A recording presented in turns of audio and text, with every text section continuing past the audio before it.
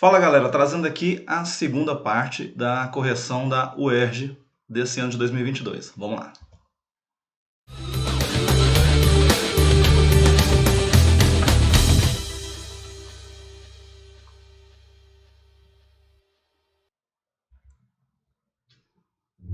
Então vamos lá galera, mas antes de começar, para tudo, né? Senta o dedo no like, se inscreve no canal, ativa as notificações, pessoal. Eu trago aqui sempre o mais rápido a correção para vocês.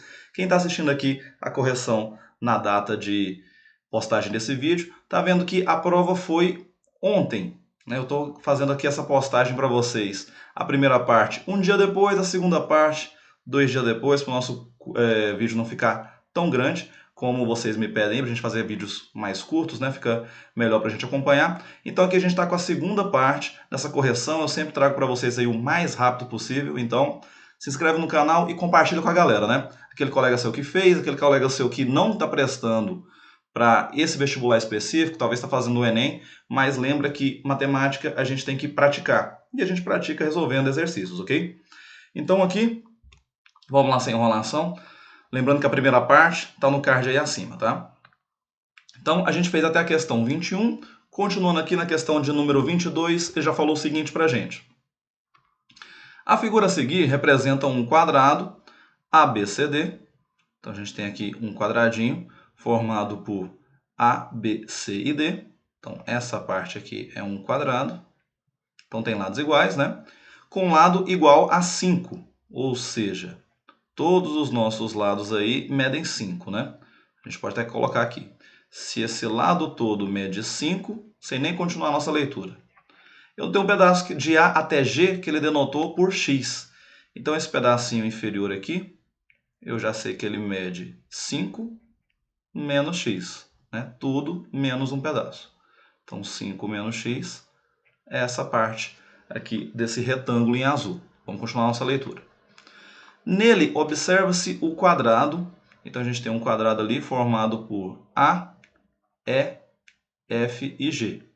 Então, se isso é um quadrado de lado X, eu já sei que esse lado do meu retângulo aqui também vai medir X, né? Todos os lados dele medem X. Então, aqui também é de medida X, esse pedaço. Ok. Cujo lado mede x, como ele colocou ali, e esse x está variando entre 0 e 5. Então ele tem essa variação aí, entre 0 e 5. Beleza. A área máxima, vamos lá para o nosso comando da questão, né? A área máxima que o retângulo DGFH, ou seja, esse retângulo em azul, pode assumir em centímetros é igual a... Então eu quero a área máxima que ele pode assumir. Se aquilo ali é um retângulo, nossa área vai ser base vezes altura, ok? Então vamos trabalhar em cima dessa ideia. Aonde a minha base é o x, a altura é o 5 menos x. Então vamos aqui para um outro quadro e vamos trabalhar em cima disso. Minha área é base vezes altura, já que é um retângulo. E aí a área vai ser a base, que é x, a altura, 5 menos x. Vamos multiplicar essa galera. Então nossa área ela é dada por, colocando em ordem ali, né? Menos x quadrado mais 5x. Já colocando numa ordem ali, para ser a ideia de uma equação de segundo grau. Por quê? Se eu quero que essa área seja máxima, e ela é dada por essa expressão, para ela ser máxima, olha a ideia disso daqui como se fosse uma equação do segundo grau. Se eu igualasse a zero. Olhando para esse pedaço, o que a gente tem? Eu teria, né, olhando ali num plano cartesiano, é claro que o nosso gráfico é uma parábola. Essa parábola tem concavidade voltada para baixo. Então, ela seria algo com essa ideia. E se eu quero o valor máximo, o meu valor máximo ali, o maior valor que eu vou ter, vai ser o y do vértice. Então, essa é a interpretação que a gente precisava para essa questão, né? Eu preciso achar o meu y do vértice. Agora que eu sei quem eu devo encontrar, então, meu y do vértice, a gente sabe que ele é dado por menos delta sobre 4 vezes A. Então, vai ser menos... Quem é o delta? O delta, só recordando, né? Ele é B ao quadrado menos 4 vezes A vezes C, dividido por 4 vezes o A. O A, ali na nossa ideia, ele vale 1. O B menos 1, aliás, né? O B vale 5 e o C é 0. Se o C é 0 e eu estou multiplicando por 0, essa parte aqui vai desaparecer. Então, a gente vai ficar com o nosso y do vértice apenas com menos b quadrado sobre 4 vezes a. Substituindo os valores, nosso y do vértice é menos o valor do b, que é 5 ao quadrado, sobre 4 vezes o a, só que o a é menos 1. Então, o nosso y do vértice ele é menos 25 sobre menos 4. Ou seja, o y do vértice ele é dado por 25 quartos. Então, aqui é o nosso valor. Já seria um resultado, né? 25 quartos. Só que volta lá e olha para as alternativas. Todos esses resultados estão na forma decimal. Então, basta a gente dividir. 25 dividido por 4, a gente vai ter ali esse y do vértice valendo 6,25. Então, 6,25, para a gente poder marcar um gabarito, olha lá. 6,25 é a nossa letra B.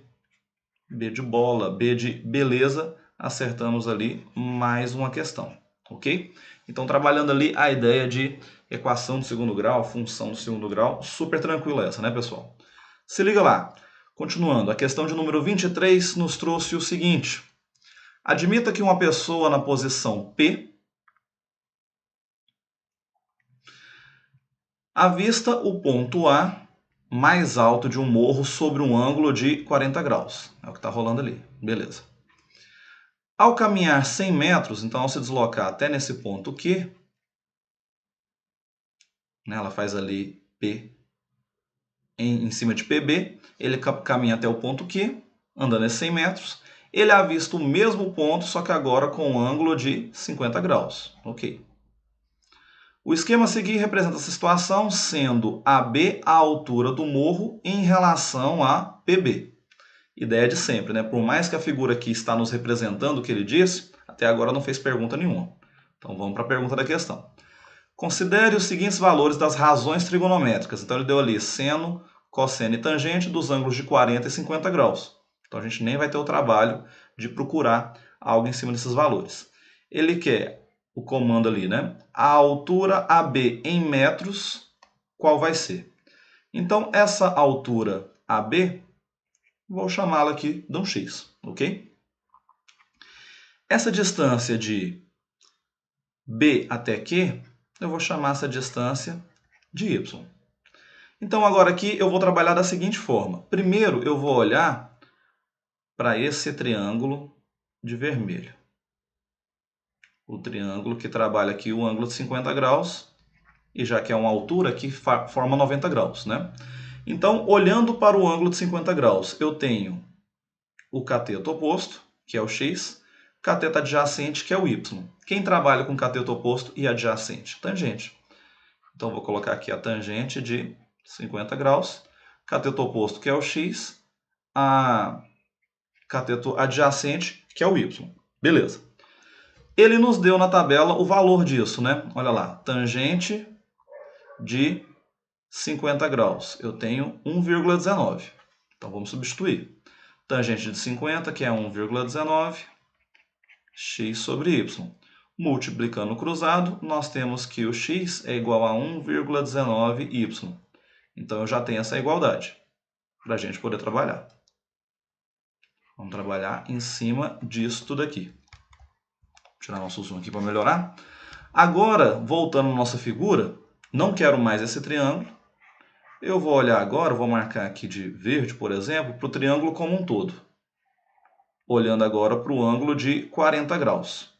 Então, olhando agora para o triângulo como um todo, cateto oposto é meu x e o cateto adjacente, nota que é aquele pedaço que vale y, mais um pedaço que vale 100. Então, y mais 100 e novamente eu vou fazer a tangente, ok? Então, a tangente de 40 graus, ele é o cateto oposto, que é x, e o cateto adjacente, que fica sendo y mais 100. Ok, vamos substituir ali. Tangente de 40, ele também deu aqui na tabelinha. 40 tangente vale 0,84. Vamos substituir. 0,84.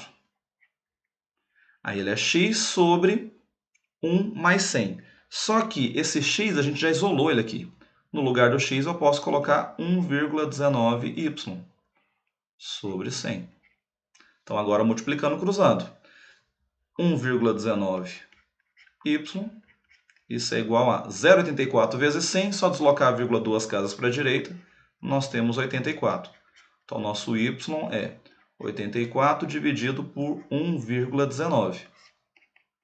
Dividindo esses dois valores, a gente tem o valor do y, que ele vai ser... deixa eu ver aqui na minha colinha.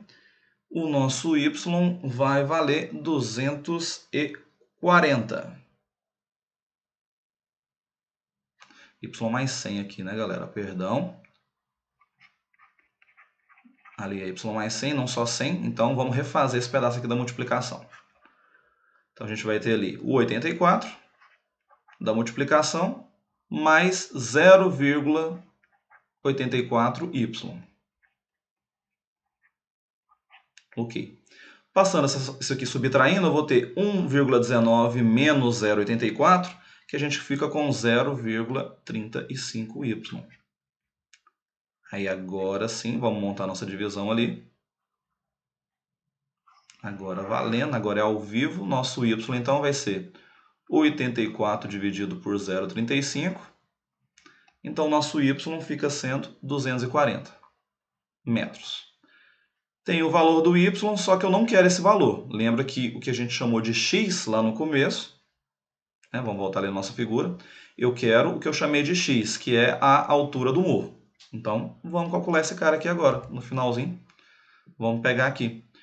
O meu x, então, a gente tinha isolado ele aqui. De vermelho, ele era 1,19 vezes o y, só que o y é 240.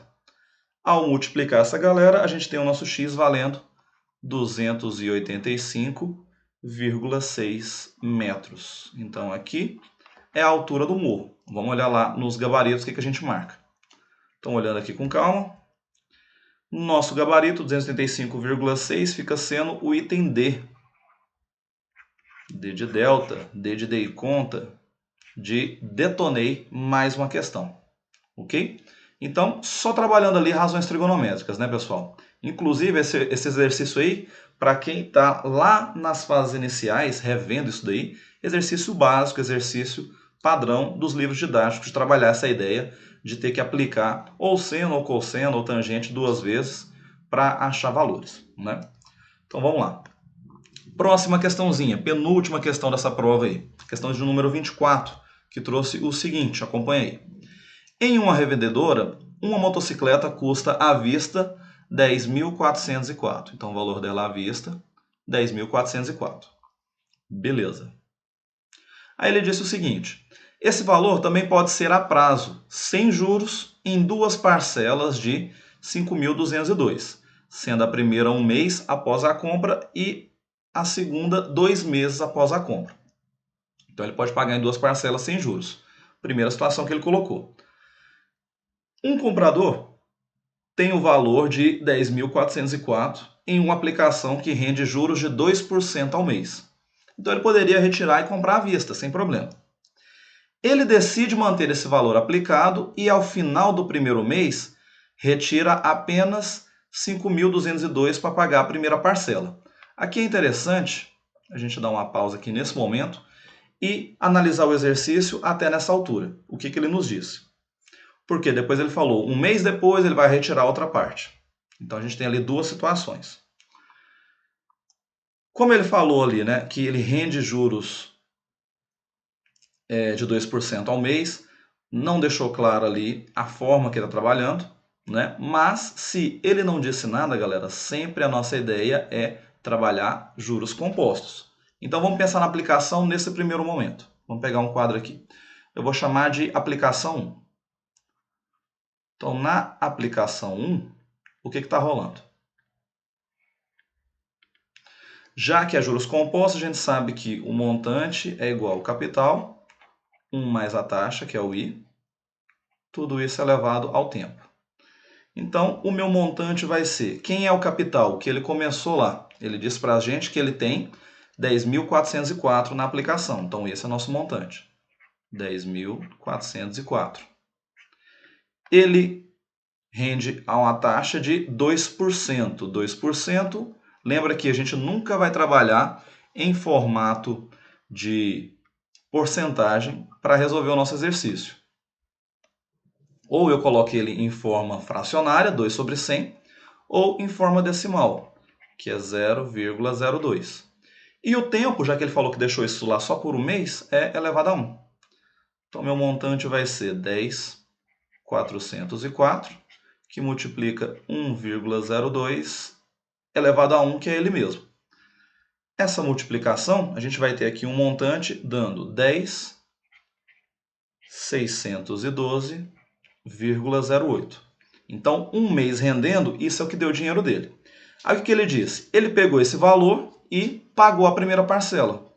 Então, de 10.612,08, ele tirou a primeira parcela, de novo lá, que era de 5.202. As duas parcelas são iguais, né? R$ 5.202. Com essa subtração, o que vai sobrar para ele aqui? Eu vou chamar de montante linha.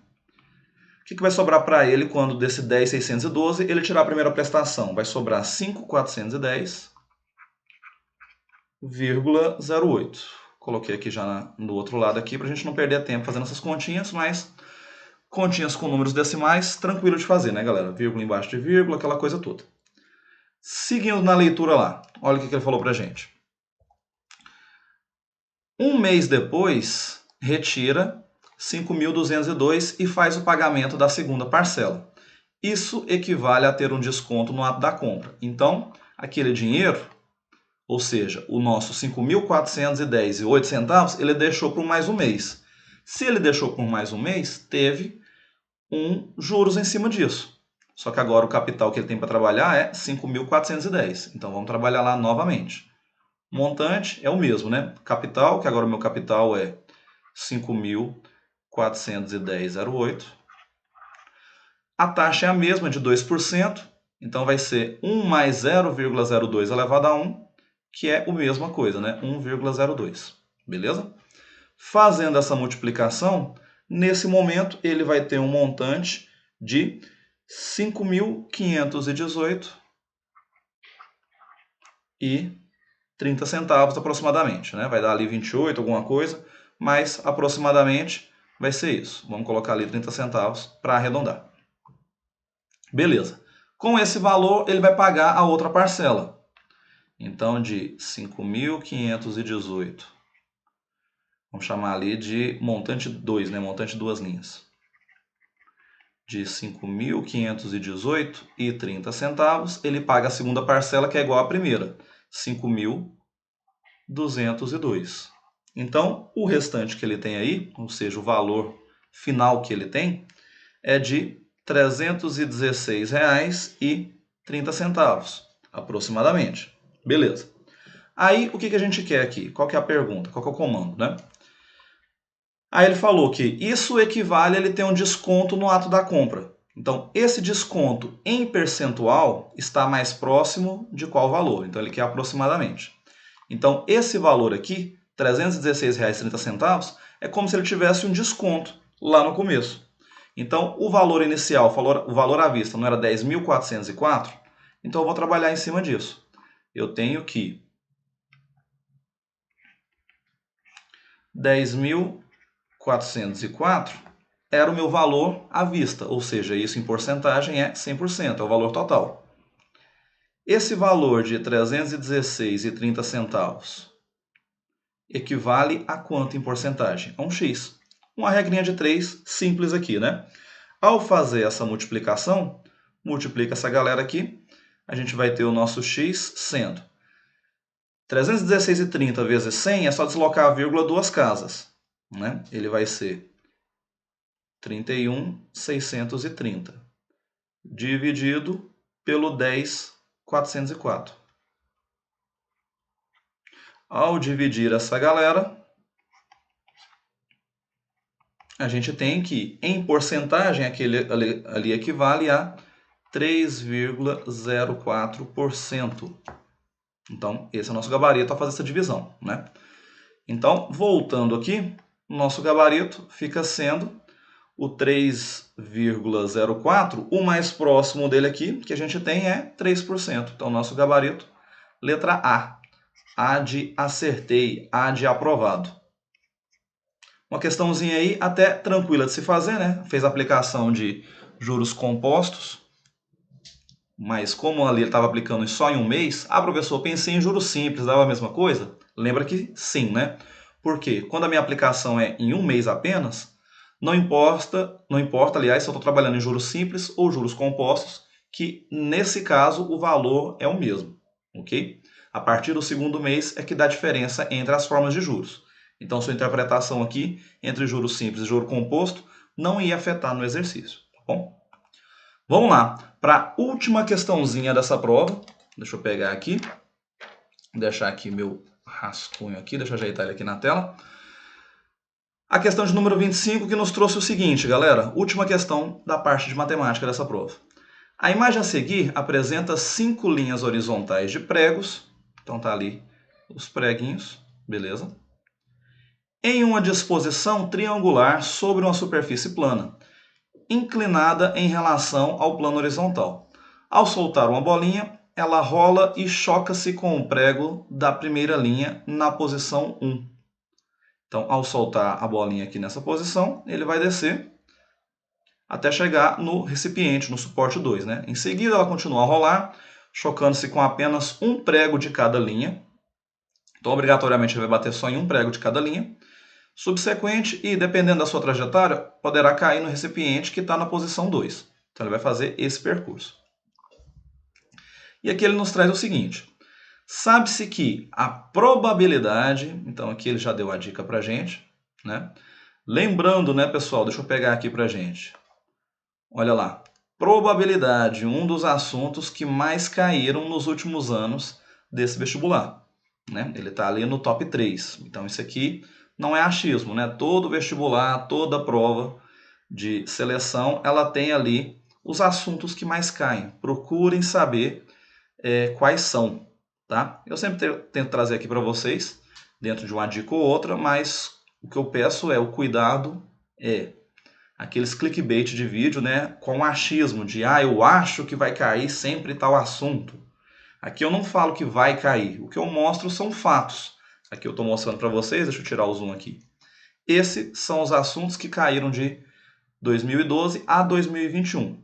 Dentre as 247 questões que teve nesses anos, esses são os assuntos que mais apareceram. Então ali eu tinha marcado alguns que já tinham caído na primeira rodada de correção, e aqui a gente está trabalhando outros, né? Mas olha lá, matemática financeira também apareceu. Queira ou não, a ideia de equação também apareceu ali, né? Equação de segundo grau. Então, procurem informações válidas, fujam do achismo. Mas voltando para a nossa questão. A probabilidade da bolinha se chocar com o prego localizado imediatamente à direita ou com imediatamente à esquerda é de 1/2. Beleza. Uma possível trajetória da bolinha até o recipiente está representada nesse esquema. Então, um caminho que ela poderia fazer é isso. Até agora, só apresentando os dados, agora vem a pergunta. Então ele quer, ao comando, a probabilidade da bolinha cair no recipiente é igual a...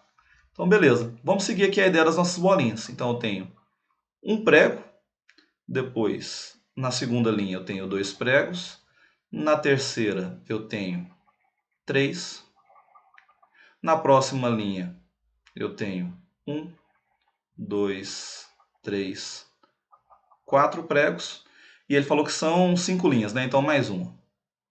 1, 2, 3, 4, fazer um mais para cá para não ficar atrás de mim. Aí, 5 bolinhas. Beleza. Então, o que ele falou? Soltei a minha bolinha aqui no começo. Obrigatoriamente, nesse primeiro prego, ele vai bater, né? Então, a probabilidade dele acertar ali é 100%, então a chance de bater ali naquele prego é de 1. Chegou ali, eu divido a minha chance. Ou ele pode bater no prego da esquerda ou no prego da direita. Então, cai pela metade a minha chance. Eu tenho meio e meio por onde ele bater, certo? Ao ir para o próximo, nota que desse prego da esquerda, eu tenho duas opções. Então, de novo, divide a metade. A metade de 1/2 é 1/4. Então, tem 1/4 de chance aqui, 1/4 de chance aqui. O próximo, a mesma coisa, metade, metade. Então, é 1/4. Só que aqui, esse prego tem 1/4 de chances do prego da esquerda e 1/4 de chance do prego da direita. Então, 1/4 mais 1/4, na verdade, a chance dele ali fica sendo 2/4. Beleza? E assim a gente vai seguindo aqui a nossa trajetória. Olha lá, esse prego da esquerda, metade dele, 1/8. Lá na outra ponta, começou uma possibilidade, a metade, 1/8 de novo. Agora, o próximo aqui, ele tem uma chance desse prego da esquerda e da direita. Então, 1/8 mais 1/8. Vamos até colocar aqui, ó, 1/8 do prego que vem da esquerda e 2/8, que é a metade de 2/4, certo? Então, ali eu vou ter 3/8. E a mesma coisa para o prego do lado, né? Eu vou ter aqui 2/8 mais 1/8, 3/8 de chance. Beleza? Então, sempre pegando a ideia da metade. E por fim, para chegar na última, vamos colocar ele aqui de amarelinho. Metade de 1/8, 1/16. Ali na direita também, 1/16. Ok? Agora aqui eu tenho 1/16 mais a metade de 3/8, ou seja, 3/16. Então, eu vou ter 4/16 nesse prego. Nesse penúltimo aqui, a mesma coisa, né? Eu tenho 1/16 mais 3/16, 4/16. E esse prego do meio? Eu tenho 3/16 mais 3/16. Então, eu vou ter 6/16 a probabilidade de vir nesse prego aqui. Ok. Então, a gente fez ali a probabilidade de todos eles. E aonde está meu recipiente? Meu recipiente, por exemplo, vamos colocar ali, aqui. Aqui está meu recipiente, aonde a bolinha vai querer cair. Então tá, para chegar até ali, qual o caminho que a minha bolinha vai percorrer? Qual o caminho que eu tenho, né? Quais são os valores que eu tenho para chegar até naquele ponto? Vamos colocar aqui as últimas setinhas. Qual o caminho que ele tem para percorrer até ali? Se eu ver o que ele vai percorrer, galera, ele vai fazer o seguinte. Eu tenho 1 mais, né, vamos marcar aqui a trajetória dela. Ele vai passar por 1 mais 1/2. Olha lá a trajetória que ele fez aqui nesse esquema nosso. 1 mais meio, mais 1/4, mais aquela segunda ali, né? Vamos olhar nossa probabilidade aqui, quanto que deu. Mais 3/8. Agora eu vou escrever essa conta, tá? 3/8 mais 4/16. Exatamente. Essa soma nossa, galera, vai ficar da seguinte forma, esses valores que eu falei. Anotem eles aí. Para ficar na mesma base, eu vou ter o seguinte, né? A probabilidade fica da seguinte forma. Eu vou ter ali 6/32 somado com 4/32, para colocar na mesma base. Então, aquilo ali, essa soma, eu tenho como resultado 10/32, que, simplificando por 2, a gente tem ali 5/16. E 5/16 a gente tem como gabarito o item C. C de certo. E é certo que eu torço para sua aplicação. Beleza, galera? Aqui a gente corrigiu a provinha da UERJ 2022. Olha os primeiros exercícios que a gente fez, confere essa segunda parte. Não entendeu alguma coisa, galera? Coloca aí nos comentários. Quer pedir alguma correção, alguma aula, algum exercício? É só entrar em contato com a gente. Fica sempre fixado na descrição todas as nossas redes sociais, beleza? Aguardo vocês no nosso próximo vídeo. Até lá!